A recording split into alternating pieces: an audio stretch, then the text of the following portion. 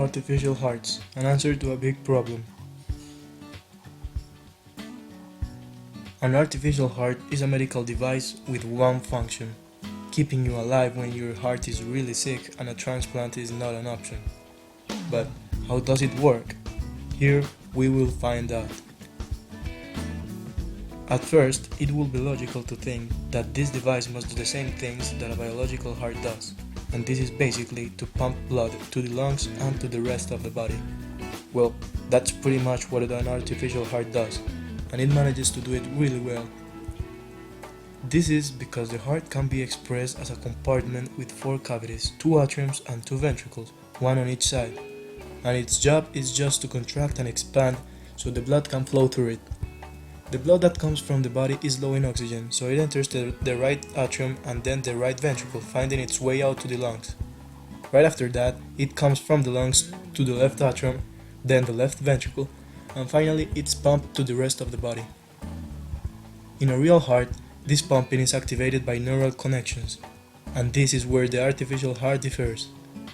Between the cavities of the medical device, there is a hermetically sealing mechanism that performs the function of a heart wall, generating blood pumping motions.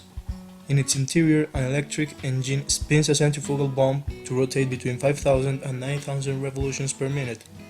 This bomb expels a hydraulic viscous liquid and a second engine turns the valve of closing and opening. When the left section of the hydraulic bomb is filled with liquid, the pressure makes the blood to leave the left cavity. Remember that the bomb is hermetically sealed, so there is no contact between the blood and the other fluid. While the left cavity expels the blood, the right section of the bomb expels the fluid, releasing the pressure and allowing the blood to enter.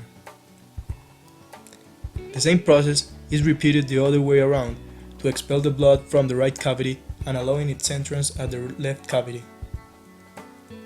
It's important to have in mind that it's not that easy to connect a device to your body to replace an organ due to the reaction that your body may have on the new implant. In this particular case, the cardiac valves are made of biocompatible polymers and titanium.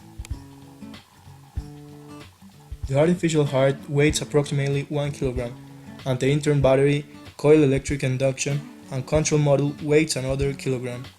Each required about 20 watts of electric energy. This is why it's necessary to be constantly charging from lithium batteries in the patient belt.